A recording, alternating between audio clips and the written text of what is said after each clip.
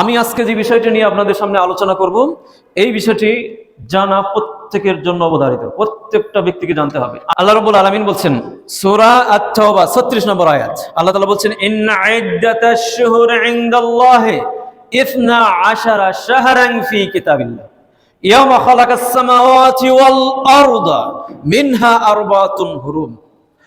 মাস গণনায় আল্লাহ তাআলার নিকটে কয়টি? 12টি। গণনায় মাস কয়টি? 12টি। ওই দিন থেকে আল্লাহ তাআলা এটা বিধিবদ্ধ করে দিয়েছেন, যেদিন আল্লাহ রাব্বুল আলামিন আকাশ এবং জমিন সৃষ্টি করেছে সেই দিন থেকে গণনায় মাস হচ্ছে 12টি। এরপরে আল্লাহ তাআলা বলছে মিনহা আরবাতুন হুরুম, আর এই 12টি মাসের মধ্যে 4টি মাস হচ্ছে অধিক পবিত্র, অধিক সম্মানিত, অধিক কল্যাণের 4টা মাস। সে 4টা মাস কি? এই বিষয়টি কোরআনে কারিমের মধ্যে আল্লাহ রাব্বুল আলামিন উল্লেখ করেন নাই, কিন্তু রাসূলুল্লাহ সাল্লাল্লাহু আলাইহি সাল্লাম এটা হাদিস দিয়ে ব্যাখ্যা করে দিয়েছেন। সে 4টা মাস কোনটি? সাহাবায়ে কেরাম যখন প্রশ্ন করেছেন তখন রাসূল সাল্লাল্লাহু আলাইহি সাল্লাম এটাকে বর্ণনা করে দিয়েছেন। সেটা কি? হাদিসের মধ্যে এসেছে আবি বাকারা রাদিয়াল্লাহু তাআলা আনহু থেকে হাদিসটি বর্ণনা, রাসূল সাল্লাল্লাহু আলাইহি সাল্লাম বলেছেন আস-সানা মানে 1 বছর। 1 বছর হয় 12 শাহর, 12 মাসে হয় 1 বছর। মিনহা আরবাতুন হুরুম, আর এর মধ্যে 4টি মাস হচ্ছে অধিক সম্মানিত, অধিক মর্যাদাশীল। সেগুলো কি? 1 নম্বর হচ্ছে যুলকাদা, যুলহিজ্জা ওয়া মুহররম ওয়া রাজাব। কয়টা হলো? 4টা মাস অধিক পবিত্র, অধিক বিশুদ্ধ, অধিক সম্মানিত। মনে রাখেন, 1 নম্বর হচ্ছে যুলকাদা, অর্থাৎ যেটাকে আমরা জিলহজ বলি, জিলহজ মাস। এরপরে যুলকাদা, যুলহিজ্জা হজের মাস। এরপরে মুহররম। এই 3টা সালাসাতুন মুতাওয়ালিয়াতুন, আর এই 3টা ধারাবাহিক ভাবে এসেছে। আলাদাভাবে স্বতন্ত্রভাবে একটা এসেছে, সেটা হচ্ছে রজব। এখন বর্তমানে কোন মাস চলছে বলেন দেখি? রজব মাসের কয় তারিখ আজকে? ইংরেজি তারিখ আমরা সবাই জানি, হ্যাঁ 6 তারিখ। মাশাআল্লাহ মাশাআল্লাহ, ফার্স্ট ক্লাস, উনি মুখস্থ করেছেন। 6 তারিখ আজকে, রজব মাসের 6 তারিখ। এই রজব মাস কেন্দ্রিক কিছু কথা আছে, এই বিষয়টি নিয়ে আমি কিন্তু আলোচনা করবো আপনাদের সাথে। এই বিষয়গুলো অবশ্যই জানতে হবে। এই রজব মাসকে কেন্দ্র করে মুসলিম সমাজে একাধিক বেদাত চালু আছে। আমরা হয়তো বা জানি না, আপনাদের সমাজে হয়তো বা নাই, কিন্তু বিশেষ করে যেখানে বেদাতপন্থী লোকেরা আছে দেখবেন যে সেখানে এই বেদাতগুলো চালু আছে। কি কি বিষয়গুলো আমাদের সমাজে বর্তমান প্রচলিত আছে আমি আলোচনা করবো, আপনারা শুনলে বুঝতে পারবেন। তাহলে আল্লাহ তাআলা এই মাসটাকে সম্মানিত করেছে। তো সম্মানিত করলে, একটা মাসকে যখন সম্মান দেওয়া হয় তখন আলাদাভাবে কিছু কোয়ালিটি তো থাকে তার, তাই না? কিছু করণীয় তো অবশ্যই থাকে নাকি? করণীয়টা কি? করণীয় হচ্ছে বিশেষ করে এই 4টা মাসের, যেমন জিলহজ মাসের করণীয় আছে না, এখানে অনেকগুলো আমল সাব্যস্ত হয়েছে। কোন কোন বিষয়গুলো করণীয় সেটা আল্লাহ তাআলা রাসূল সাল্লাল্লাহু আলাইহি ওয়াসাল্লাম বিস্তারিত বর্ণনা করে দিয়েছে। মুহররম মাসে কি কি করণীয় আছে, এই মাসে রোজা আশুরার বিষয় আছে, এটাও রাসূল সাল্লাল্লাহু আলাইহি ওয়াসাল্লাম পুঙ্খানুপুঙ্খভাবে জাতির কাছে তুলে ধরেছেন। রজব মাসে কি ফজিলত আছে এই বিষয়টাও রাসূল সাল্লাল্লাহু আলাইহি ওয়াসাল্লাম যতটুকু বর্ণনা করেছে ততটুকু তো আমাদেরকে গ্রহণ করতে হবে নাকি? না, এর সাথে বেশি নিতে হবে। যদি রাসূল যেটা বলেছেন এর চেয়ে বেশি যদি আমরা করতে যাই তাহলে সেটা কি হয় ইসলামী শরীয়তে? সেটা হয় বিদআত। দেখেন, এই মাসকে কেন্দ্র করে অনেকগুলো বিদআত আমাদের সমাজে বর্তমানে প্রচলিত আছে। আগে আমরা জেনে নিয়েছি যে এই মাসে আমাদের করণীয়টা কি, কি কি কাজ করতে হবে। এই মাসের করণীয়র মধ্যে যেটি, তা হচ্ছে ফালা তাযলিমু ফীহিন্না আনফুসাকুম। 1 নম্বর করণীয় যে নিজেদের উপরে নিজে জুলুম করবে না। নিজের উপরে জুলুম কিভাবে? অর্থাৎ জুলুম মানে এখানে পাপ, সীমালঙ্ঘন, যে সমস্ত কাজ হয় ওই সমস্ত কাজ থেকে বিরত থাকে। কারণ হচ্ছে সম্মানিত মাস, এই মাসে পাপ করলে দ্বিগুণ পাপ তার আমলনামায় লেখা হয় সম্মানিত মাসগুলোতে। এটা ইবনে কাসিরের একটা ব্যাখ্যায় এভাবে উল্লেখ করা হয়েছে। এই মাসে যেমন ফজিলতও বেশি, এই মাসে পাপ করলে তার পাপের প্রতিদানও বেশি। তো আজকে এই রজব মাস আমাদের মাঝে এসেছে, রজব মাস চলে যাচ্ছে, কিন্তু আজকে 2-1 জন ছাড়া এই রজব মাস যে সম্মানিত মাস আমরা তো অধিকাংশই জানি না। এই রজব মাসকে সম্মানিত মাস এটা মনে করা, স্মরণ করে ইবাদত করে, এটাই একটা করণীয় যে আপনি স্মরণ করবেন। বুঝতে পেরেছি ইনশাআল্লাহ? রজব মাস জেহেনে এসেছে, ফিকরায় এসেছে, রজব কেন্দ্রিক যে সমস্ত ইবাদত গুলো আল্লাহ তাআলা আমাদের উপরে যেগুলো ফরজ করে দিয়েছেন, যেগুলো সুন্নাত, যেগুলো নফল আছে, সচরাচর যে আমলগুলো কোরআন সুন্নাহ দ্বারা প্রমাণিত সেগুলো করাই হচ্ছে এর ফজিলত। প্রথম হচ্ছে যে নিজেদের উপরে জুলুম করব না, এই মাসটা আমাদের জেহেনে স্মরণে নিয়ে আসবো, নিয়ে আসার পরে আমরা সচরাচর যে সমস্ত ইবাদতগুলো আমরা করি সেই সমস্ত ইবাদতগুলো আরেকটু ভালো করে করা, এটাই হচ্ছে এই মাসের করণীয়।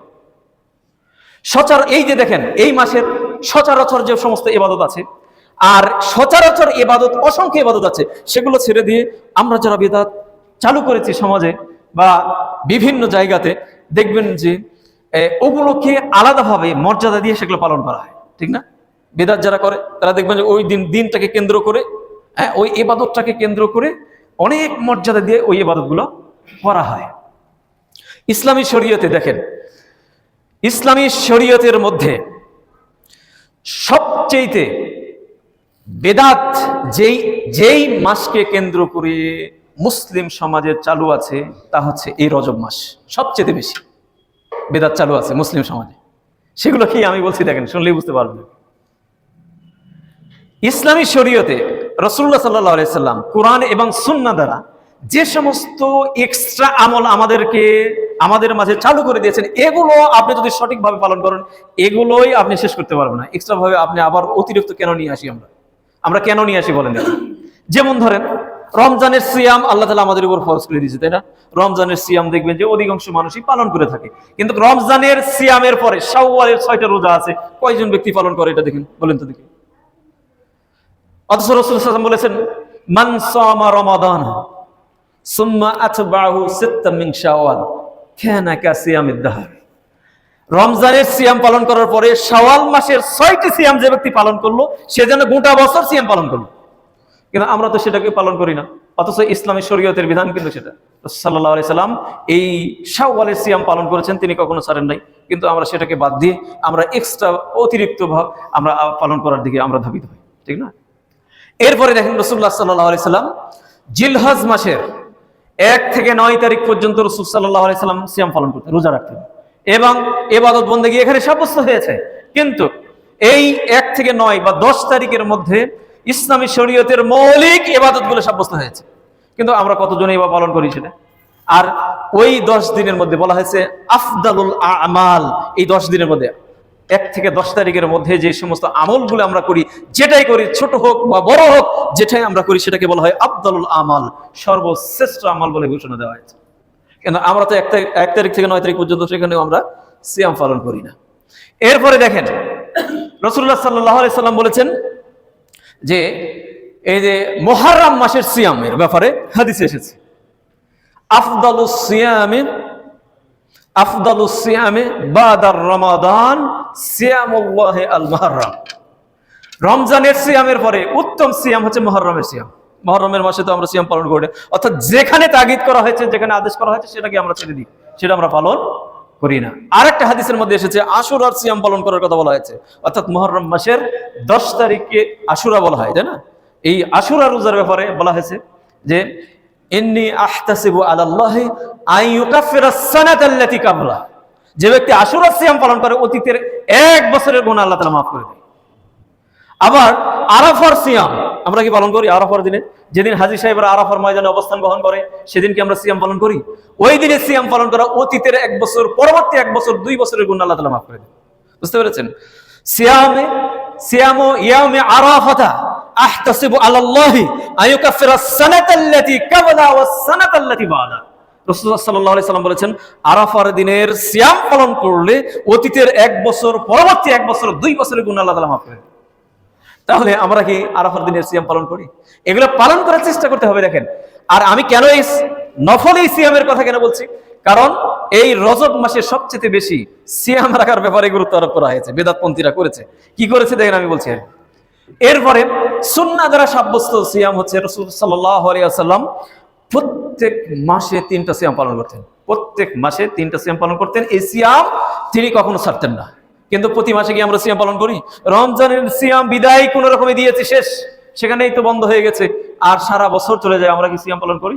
অথচ রাসূল সাল্লাল্লাহু আলাইহি ওয়াসাল্লাম বলেছেন, যে ব্যক্তি আল্লাহ তাআলার উদ্দেশ্যে, আল্লাহকে সন্তুষ্ট করার জন্য একটা সিয়াম পালন করে, আর জাহান্নাম এবং আমার মধ্যে 70 বছরের ডিসটেন্স তৈরি হয়ে যায়। একটা সিয়াম যদি কেউ আল্লাহর জন্য রাখে, আমরা গোটা বছর চলে গেল, আমরা তো সিয়াম পালন করি না। বুঝতে পেরেছেন? প্রত্যেক মাসে রাসূল সাল্লাল্লাহু আলাইহি ওয়াসাল্লাম 3টা সিয়াম পালন করতেন। রাসূল সাল্লাম বলেছেন, একজন সাহাবী বলেছেন, রাসূল বলেছেন, আউসানি খালিলি, একজন সাহাবী বলেছেন আমার বন্ধু, অর্থাৎ রাসূল বলেছেন আমার বন্ধু আমাকে কি করেছেন, ওসিয়াত করেছেন, বেসালাস, 3টা বিষয়ে ওসিয়াত করেছেন। সেটা কি? সিয়ামে সালাসাতা আইয়াম ফি কুল্লি শাহর, প্রত্যেক মাসে 3টা রোজা পালন করা। আল্লাহ তাআলা রাসূলকে আদেশ করেছেন, রাসূল পালন করেছেন। আবার আরেকটা হাদিসের মধ্যে এসেছে যে চন্দ্র মাসের 13, 14, 15 এটাকে বলা হয় আয়ামুল বীদ, বীদের রোজা। চন্দ্র মাসের 13, 14 এবং 15 এই 3 দিন রোজা রাসূল সাল্লাল্লাহু আলাইহি ওয়াসাল্লাম কখনো ছাড়েন নাই। দেখেন রাসূল সাল্লাল্লাহু আলাইহি ওয়াসাল্লাম বলেছেন, লা ইফতিরু, রাসূল সাল্লাল্লাহু আলাইহি ওয়াসাল্লাম লা ইফতিরু, তিনি কখনো ভাঙতেন না, ফি ফি ইয়াউমিল বীদ ওয়ালা ফি সফর ওয়ালা ফিল হাদার। রাসূলুল্লাহ সাল্লাল্লাহু আলাইহি ওয়াসাল্লাম কখনো সফরে থাকা অবস্থায় এবং মুকিম থাকা অবস্থায় কোন সময় বীদের রোজা কখনো তিনি ভাঙতেন না। বীদ মানে আয়ামুল বীদ বলা হয় চন্দ্র মাসের 13, 14 এবং 15। আমরা তো গণনাই রাখি না, এগুলো বলতেই আমরা পারি না। অথচ রাসূল সাল্লাল্লাহু আলাইহি ওয়াসাল্লাম কখনো এই সিয়ামগুলো ছাড়তেন না। আরো দেখেন সিয়ামের ফজিলত সাব্যস্ত হয়েছে, রাসূল সাল্লাল্লাহু আলাইহি ওয়াসাল্লাম সপ্তাহে 2টা সিয়াম কখনো তিনি ছাড়তেন না। সুবহানাল্লাহ। রাসূলের আদর্শের মধ্যেই তো আমাদের আদর্শ লুকায়িত নাকি? রাসূল তো আমাদের মডেল, তিনি করে দেখিয়ে দিয়েছেন। কিন্তু আমরা খাইলাম দাইলাম, ঘুরলাম ফিরলাম, সকালে ঘর থেকে বের হয়ে গেলাম, শরীয়তের বিধিবিধানকে আমরা তোয়াক্কা করলাম না। চলছে এইভাবে, দিন চলছে গতানুগতিক, আমাদের জীবন এইভাবে অতিবাহিত হয়ে যাচ্ছে। দুনিয়াকে কামড়িয়ে আঁকড়িয়ে ধরে আছি। একটা বাড়ি আছে, আর একটা বাড়ি তৈরি করতে হবে, 10 তলা বিল্ডিং আছে, 20 তলা বানাইতে হবে। কত স্বপ্ন, কত কি, ঘর থেকে বের হয়ে যায়, রিক্সা নিয়ে ঘর থেকে বের হয়ে যায়, সারাদিন ইবাদত নাই, বন্দেগী নাই, চিন্তা নাই, ফিকির নাই, সারাদিন রিক্সা চালিয়ে বাসায় আছে, রাত্রে খেয়ে দিয়ে ঘুমিয়ে যায়, আবার সকালে রিক্সা নিয়ে বের হয়ে যায়। চলছে গতানুগতিক জীবন এইভাবে করে, এক সময় 60 বছর 70 বছর হয়ে যাচ্ছে, মৃত্যু এসে চেপে বসতেছে, মরে যাচ্ছে, চলে যাচ্ছে, এইভাবে আমাদের জীবনকাল চলে যাচ্ছে। অথচ ইসলামী শরীয়ত নিয়ে এতটুকু চিন্তা ভাবনা, চিন্তা ফিকির আমরা করলাম না, একটু জানারও আমরা একটু চেষ্টা করলাম না। অথচ আমরা চাচ্ছি যে পরকালীন জগতে মুক্তি। পরকালীন জগতে মুক্তি পেতে হলে আপনাকে ইসলামী শরীয়ত সম্পর্কে অবশ্যই জানতে হবে, ইবাদতের ব্যাপারে আপনাকে আমাকে অবশ্যই গুরুত্ব আরোপ এখানে করতে হবে। অথচ আমরা ইবাদতেরই ধার ধারলাম না, ইসলামী শরীয়ত কি বলছে সেটা আমরা ফলো করলাম না, আর আমরা চাচ্ছি পরকালীন জগতে মুক্তি। এটা অসম্ভব ব্যাপার, অসম্ভব ব্যাপার, কখনো নয়। রাসূলুল্লাহ সাল্লাল্লাহু আলাইহি সাল্লাম সপ্তাহে 2টা রোজা পালন করতেন। কোন কোন দিন আমরা জানি? কোন কোন দিন বলেন দেখি? সোমবার এবং বৃহস্পতিবার। মাশাআল্লাহ, এটা অনেকে জানি। আমাদের সমাজে সচরাচর অনেক লোকেরাই রাখে, সোমবার এবং বৃহস্পতিবার এই রোজাটা রাখে। সোমবারের দিন রাসূল সাল্লাল্লাহু আলাইহি সাল্লাম বলেছেন, যালিকা ফি উলিদতু ফিহি, ওই দিনে আমি জন্মগ্রহণ করেছি এবং ওহী নাজিল হয়েছে ওই দিনে। এজন্য রাসূল সাল্লাল্লাহু আলাইহি সাল্লাম সোমবারের দিনে রোজা রেখেছেন, আর বৃহস্পতিবারের দিন রাসূল সাল্লাল্লাহু আলাইহি সাল্লাম রোজা রেখেছেন। আরেকটা হাদিসে এইভাবে এসেছে যে বৃহস্পতিবারে আমলনামা, বান্দার আমলনামা আল্লাহ তাআলার দরবারে পেশ করা হয়। রাসূলুল্লাহ সাল্লাল্লাহু আলাইহি সাল্লাম বলেছেন, আহাব্বু আন ইউরাদা আমালি ওয়া আনা সাইম, আমার আমল আল্লাহর দরবারে পেশ করা হবে আর আমি এই অবস্থায় রোজাদার, আমি রোজা আছি। অর্থাৎ রোজা রাখা অবস্থায় যদি আমলনামা আল্লাহর দরবারে পেশ করা হয়, তাহলে আল্লাহ রাব্বুল আলামিন সবচেয়ে বেশি খুশি হন। রাসূল সাল্লাল্লাহু আলাইহি ওয়াসাল্লাম বৃহস্পতিবারে রোজা রেখেছেন।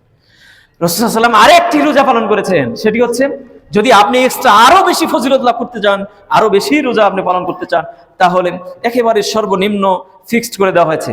অর্থাৎ আপনি গোটা বছর রোজা রাখবেন, তাও কিন্তু ইসলামী শরীয়ত আপনাকে বলে নাই। ইসলামী শরীয়ত আছে ব্যালেন্স করতে হবে আপনাকে। আপনি রোজা রাখতে রাখতে আপনার জীবনটাকে বিলিয়ে দিবেন, ইসলামী শরীয়ত এটা চাইনি। নফল সিয়াম, নফল সালাত, সারা রাত ভরে আপনি ইবাদত করবেন, ইসলামী শরীয়ত এটা আপনাকে চাইনি, আপনার কাছ থেকে চাইনি।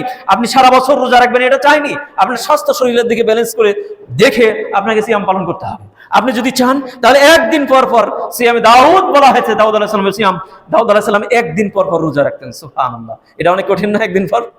হ্যাঁ, ইফতিরু ইয়ামান ওয়ায়াসুমু ইয়াওমান, একদিন ভাঙতেন একদিন সিয়াম পালন করতেন। গোটা জীবন দাউদ আলাইহিস সালাম এই আমলটা করেছেন। রাসূল বলেছেন যদি তোমরা আরো বেশি ফজিলত নিতে চাও, সিয়াম যদি বেশি পালন করতে চাও, তাহলে দাউদের সিয়ামের দিকে একটু লক্ষ্য করো, একটু তাকাও, দেখো তোমরা পারো কিনা, একদিন পর পর সিয়াম পালন করো। কিন্তু একজন সাহাবী যখন বলেছিলেন যে আমি সারা বছর রোজা রাখতে চাই, রাসূল নিষেধ করেছেন, কারণ শরীরেরও হক আছে, নাই? হ্যাঁ, ইসলামী শরীয়তের আমল করার ক্ষেত্রে বিশেষ করে নফল ইবাদতের ব্যাপারে আপনাকে এখানে ব্যালেন্স রক্ষা করে করতে হবে, শরীর স্বাস্থ্যের দিকেও লক্ষ্য রাখতে হবে। তাহলে দেখেন সিয়ামের ব্যাপারে এত ফজিলত, এত তাগাদা রাসূল সাল্লাল্লাহু আলাইহি ওয়াসাল্লাম করিয়ে দেখিয়ে দিয়েছেন উম্মতকে, কিন্তু আমরা সেগুলোকে পালন করলাম না। এই রজব মাসে দেখেন এই সিয়াম নিয়ে সবচেয়ে বেশি বাড়াবাড়ি আছে। আপনাদের সমাজে আছে কিনা আমি এটা জানি না, তবে বেদাতপন্থী যেখানে আছে, মাজার যেখানে আছে, ওরস যেখানে হয় ওই এলাকাগুলোতে, এবং শিয়াপন্থী লোকেরা যেখানে আছে, সুফি দরবেশ যেখানে আছে, ওই এলাকাগুলোতে এই রজব কেন্দ্রিক সবচেয়ে বেদাত সেখানে প্রচলিত আছে। বেদাতি সমাজে একটা আমল প্রচলিত আছে, সেটাকে বলা হয় সলাতুর রাগায়েব। নাম শুনেছি আমরা কখনো? কেউ শুনে নেই মনে হয়। সলাতুর রাগায়েব নাম শুনেছি? মাগরিব এবং এশা, মাগরিবের সলাত এবং এশা পর্যন্ত এই সময়ের মধ্যে রজব মাসের প্রথম বৃহস্পতিবারে 12 রাকাত সালাত আদায় করা, এটাকে বলা হয় সলাতুর রাগায়েব। আমাদের মধ্যে কি এই সালাতটা আদায় করেছে কেউ কখনো? আদায় করতে যায় না, এটা কিন্তু বেদাতি সালাত। এই ইসলামী শরীয়তের এর কোনো অস্তিত্ব নেই। যে হাদিসটা বর্ণনা করা হয়েছে মওদু হাদিস, তৈরি করা হাদিস, বলা হয়েছে যে ব্যক্তি মাগরিবের পর থেকে এশার পূর্ব পর্যন্ত রজব মাসের প্রথম বৃহস্পতিবারে যে ব্যক্তি 12 রাকাত সালাত আদায় করবে, প্রথম রাকাতে সূরা ফাতিহা এবং সূরা আল কদর 3 বার, এবং দ্বিতীয় রাকাতে সূরা আল ফাতিহা কুল হু আল্লাহু আহাদ 7 বার, এইভাবে করে 1 রাকাত শেষ করলো, 2 রাকাত এবং 3 রাকাত, এইভাবে করে 12 রাকাত সালাত শেষ করবে। যদি কোনো ব্যক্তি এই সালাত এইভাবে আদায় করে, তাহলে সে এই দুনিয়াতে যা চাইবে তা আল্লাহ তাআলার দরবার থেকে সে পাবে। বুঝতে পেরেছেন? সুবহানাল্লাহ বলেন না, এটা কিন্তু বানোয়াট হাদিসের কথা বলছি, যেটা সমাজে যে বেদাতটা চালু আছে, বুঝছেন, এর কোনো অস্তিত্ব নেই। শুধু তাই নয়, দেখেন যে ব্যক্তি এই সালাতটা আদায় করবে তাকে তো তার সমস্ত গুনাহ মাফ করে দেওয়া হয় একদিকে, আরেকদিকে বলা হয়েছে যে সমুদ্রের ফেনা পরিমাণ যদি গুনাহ হয়, বালু রাশি কণা পরিমাণ যদি গুনাহ হয়, গাছের পাতা পরিমাণেও যদি গুনাহ হয়, তাহলে অতীতের সব গুনাহ আল্লাহ তাআলা মাফ করে দেন এবং তাকে জান্নাত নসিব করেন। ওই যে সুবহানাল্লাহ বলতেছে, সুবহানাল্লাহ বলেন না, সুবহানাল্লাহ বলার দরকার নাই। এইভাবে করে ওই বেদাতি বই পুস্তকে এগুলোকে সাজানো হয়েছে, এগুলো এক্সট্রা অতিরিক্ত লোভ জাতির কাছে দেওয়া আছে। শুধু তাই নয়, আর বলা হয়েছে যে ব্যক্তি এই 12 রাকাত সালাত আদায় করবে, তার জন্য ওই ব্যক্তি সে তো জান্নাতে যাবে, সে তার আশেপাশের এলাকার আরো 700 মানুষকে ধরে সে জান্নাতে প্রবেশ করাবে। বুঝতে পেরেছেন? এইভাবে করে এই সমস্ত আমলগুলো এই বেদাতি বই পুস্তকের মধ্যে লেখা আছে।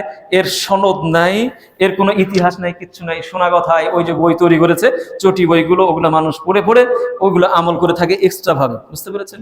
অথচ এর আগে কতগুলো আমি সিয়ামের কথা বললাম আপনাকে, বলেন দেখি। হ্যাঁ, এগুলো তো আমরা করি না। সুন্নাত দ্বারা যেগুলো সাব্যস্ত হয়েছে আমরা পালন করি কোনগুলো? যেগুলোর কোনো ইসলামী শরীয়তে অস্তিত্ব নাই, সেগুলো নিয়ে আমরা একটু টানা হাসরা করি, তাই না? এটা দেখেন এক নম্বর সালাতুর রাগায়েব, এটা বেদাতি লোকের ওই এলাকাগুলোতে এটা চালু আছে। 2 নম্বর হচ্ছে শবে ইফতিতাহ, অর্থাৎ নিসফু, অর্থাৎ মধ্য রজব, 14 দিনের দিবাগত রাত্রি যে ব্যক্তি বিশেষ পদ্ধতিতে 4 রাকাত সালাত আদায় করবে, বিশেষ পদ্ধতিতে 4 রাকাত সালাত আদায় করবে এবং বসে তাসবিহ, জিকির, আজগার এগুলো সব করতে থাকবে, ওই ব্যক্তির অতীতের সমস্ত গুনাহ মাফ করে দেওয়া হবে। আর ফেরেশতারা তাকে বলবে যে তোমাদের অতীতের গুনাহ তো সব মাফ করে দেওয়া হয়েছে, এখন নতুন করে তোমরা আমল করা শুরু করো। জাল বানোয়াট হাদিস, এর কোনো অস্তিত্ব নেই। দেখেন আরো জাল কিছু কথা এই রজব কেন্দ্রিক প্রচলিত, সেটি হচ্ছে বলা হয়েছে যে রজব হচ্ছে আল্লাহ তাআলার মাস, আর শাবান হচ্ছে রসুলের মাস, আর রমাজান হচ্ছে উম্মতের মাস। ইবনে রজব হাম্বলি বলেছেন এই সমস্ত হাদিস যেগুলো গ্রন্থের মধ্যে উল্লেখ করা হয়েছে সবগুলো হচ্ছে মওদু, বানানো হাদিস, এগুলো তৈরি করা হাদিস। বুঝতে পেরেছি? এরপরে এই মাসে আরেকটি আমল প্রচলিত আছে, সেটি হচ্ছে কুরবানি করা। জাহেলি সমাজে আচিরা নামক একটা পশু কুরবানি দেওয়া হতো, প্রতিমার নামে বলি দেওয়া হতো। এটা মুসলিম সমাজে নাই, অমুসলিম সমাজে চালু আছে, ঠিক না? বলি দেওয়া এই বিষয়টা কি আছে আমাদের সমাজে? এই রজব কেন্দ্রিক এই বেদাতপন্থীরা পশু বলি দিয়ে থাকে। ইসলামী শরীয়তে এটা নিষিদ্ধ আছে। রাসূলুল্লাহ সাল্লাল্লাহু আলাইহি সাল্লাম নিষেধ করেছেন প্রতিমার নামে বলি দেওয়া নিষেধ। এমনি যদি আপনি কুরবানি করে গরিব মানুষকে খাওয়াইয়ে দেন তাহলে সেখানে সওয়াব আছে না নাই? আছে। কিন্তু যদি আপনি মনে করেন যে রজব মাসে যদি এটা করা হয় তাহলে এক্সট্রা সওয়াব আছে, তাহলে সেটা হবে বিদআত, সেটাই হবে ইসলামী শরীয়তের মধ্যে নতুন আবিষ্কৃত বিষয়। বুঝতে পেরেছি আমরা ইনশাআল্লাহ। এই রজব মাসে আরেকটা হাদিস এইভাবে তারা বর্ণনা করে যে যে ব্যক্তি এই রজব মাসে 3টা সিয়াম পালন করবে তাহলে 1 মাস সিয়াম পালন করার সওয়াব তার আমলনামায় লেখা হবে। বুঝতে পেরেছেন? আর যে ব্যক্তি 60টা সিয়াম পালন করবে 60টা জাহান্নাম তার জন্য বন্ধ হয়ে যাবে, অর্থাৎ জান্নাতে প্রবেশ করবে। বানোয়াট জাল হাদিস, এর কোনো ভিত্তি ইসলামে শরীয়তে নেই।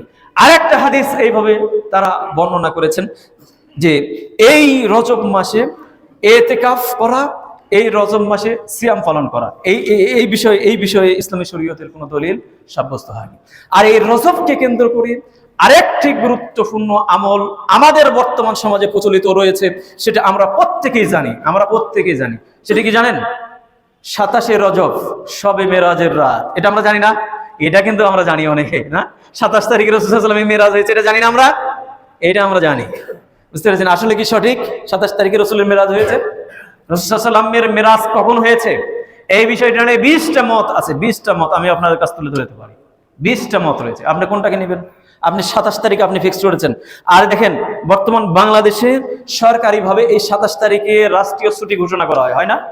এই বিদআতটা খুব ভালোভাবে সবাই এটার সাথে আমরা অংশগ্রহণ করি। 27 তারিখে আপনি দেখবেন রজব মাসের 27 তারিখে শবে মেরাজের ছুটি ঘোষণা করা হয় রাষ্ট্রীয়। ওই দিনে অফিস আদালত সব বন্ধ থাকে। অথচ 27 তারিখে রাসূল সাল্লাল্লাহু আলাইহি ওয়াসাল্লামের মেরাজ হয়েছে, কে বলেছে আপনাকে? দেখেন ইসলামী শরীয়তের যে সমস্ত আলেমরা এই সমস্ত বিষয়গুলো একত্রিত করেছে তারা কি বলেছেন? হ্যাঁ, আল্লামা কুরতুবী রাহিমাহুল্লাহ তার তাফসীর গ্রন্থের মধ্যে উল্লেখ করেছেন রাসূল সাল্লাল্লাহু আলাইহি সাল্লামের যখন বয়স 45 বছর তখন তার মেরাজ হয়েছে। তিনি একটা মত ব্যক্ত করেছেন। আরেকটা মত হচ্ছে 40 বছরের মধ্যে। আরেকটি মত আছে রাসূল সাল্লাল্লাহু আলাইহি সাল্লামের হিজরতের 12 মাস পূর্বে মেরাজ হয়েছে। কেউ বলছে 14 মাস পূর্বে, কেউ বলেছে 16 মাস পূর্বে, কেউ বলেছে রজব মাসে, কেউ বলেছে রমজান মাসে, কেউ বলেছে জামাদিউল সানি মাসে। এইভাবে করে 20টা মত আছে। আপনি কোনটাকে নেবেন? কারণ কি জানেন? আচ্ছা ঠিক আছে, ধরলামই রাসূল সাল্লাল্লাহু আলাইহি ওয়াসাল্লাম রজব মাসে মেরাজ হয়েছে, কিন্তু মেরাজ কিন্তু কোনো ইবাদত কি ইসলামী শরীয়তে সাব্যস্ত হয়েছে? বলেন হয়েছে? রাসূল সাল্লাল্লাহু আলাইহি ওয়াসাল্লামের মেরাজ হয়েছে, এটা তো সত্য কথা নাকি? বলেন সত্য নাই?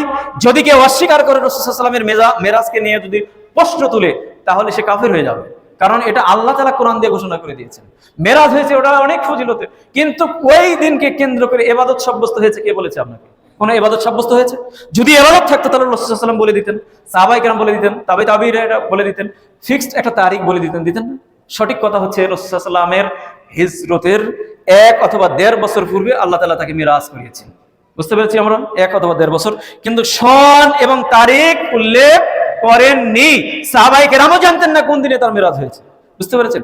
যদি এর কোনো গুরুত্ব থাকতো তাহলে অবশ্যই সাহাবায়ে কেরাম এটাকে রেকর্ড করে রাখতেন। রাসূল সাল্লাল্লাহু আলাইহি ওয়াসাল্লাম রেকর্ড করার জন্য বলতেন না? যদি এর কোনো এক্সট্রা কোনো ফায়দা থাকতো বা ওই দিনকে কেন্দ্র করে কোনো ইবাদত সাব্যস্ত হতো, রাসূল সাল্লাল্লাহু আলাইহি ওয়াসাল্লাম জাতিকে বলে দিতেন না? বলতেন না? কিন্তু বলেন নাই। কিন্তু আমরা কিভাবে ওই 27 তারিখে আমরা দিলাম, ফিক্স করে দিলাম। আবার বলা হচ্ছে জাল বানোয়াট হাদিসে 27 তারিখে কেন্দ্র করে তুলে ধরা হয়েছে। বলা হয়েছে যে ব্যক্তি রজব মাসের একটা রাত আছে, ওই রাত যে পাইলো, সারা রাত ইবাদত বন্দেগী করলো, এরপরে সকালে সিয়াম পালন করলো, হ্যাঁ, এবং ওই রজব মাসের ওই তারিখে 12 রাকাত সালাত আদায় করলো, করার পরে ওই জায়গায় সালাতের জায়গায় বসে থেকে দরুদ, জিকির, আজগার এবং সূরা ফাতিহা 7 বার। বুঝতে পেরেছেন? সূরা ফাতিহা 7 বার, এরপরে সুবহানাল্লাহি ওয়া আলহামদুলিল্লাহি লা ইলাহা ইল্লাল্লাহু আল্লাহু আকবার। এই দোয়াগুলো যে ব্যক্তি পড়বে 60 বছরের গুনাহ তার মাফ করে দেওয়া হবে। বুঝতে পেরেছেন? বানোয়াট কিচ্ছা কাহিনী এর কোনো অস্তিত্ব নেই ইসলামী শরীয়তের। এই সমস্ত আমলগুলো আমাদের মাঝে প্রচলিত আছে। যা আমাদের মাঝে সবচেয়ে যেটা প্রচলিত রয়েছে যে ওই শবে মেরাজকে কেন্দ্র করে রাষ্ট্রীয়ভাবে ওই যে ছুটি ঘোষণা করা হয়, ওটাকে মর্যাদা দেওয়া হয়। অথচ রাসূল সাল্লাল্লাহু আলাইহি সাল্লাম ওটাকে কোনো মর্যাদা দেন নাই। রাসূল সাল্লাল্লাহু আলাইহি সাল্লাম আল্লাহ তাআলার সামনে দিদার করেছেন, দেখা করেছেন। শবে মেরাজ কি? মেরাজ মানে কি? সুবহানাল্লাযী আসরা বিআবদিহি লাইলাম মিনাল মাসজিদিল হারাম ইলাল মাসজিদিল আকসা। আল্লাহ সেই মহান সত্তা, তিনি তার বান্দাকে মিরাজ ইসরা করিয়েছেন। ইসরা মানে রাতের ভ্রমণ করিয়েছেন।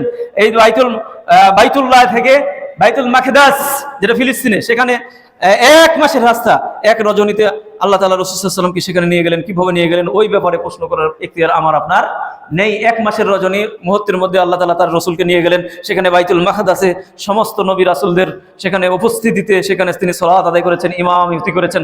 সেখান থেকে এখানে ছিল ইসরা, এরপরে ওখান থেকে হয়েছে মেরাজ।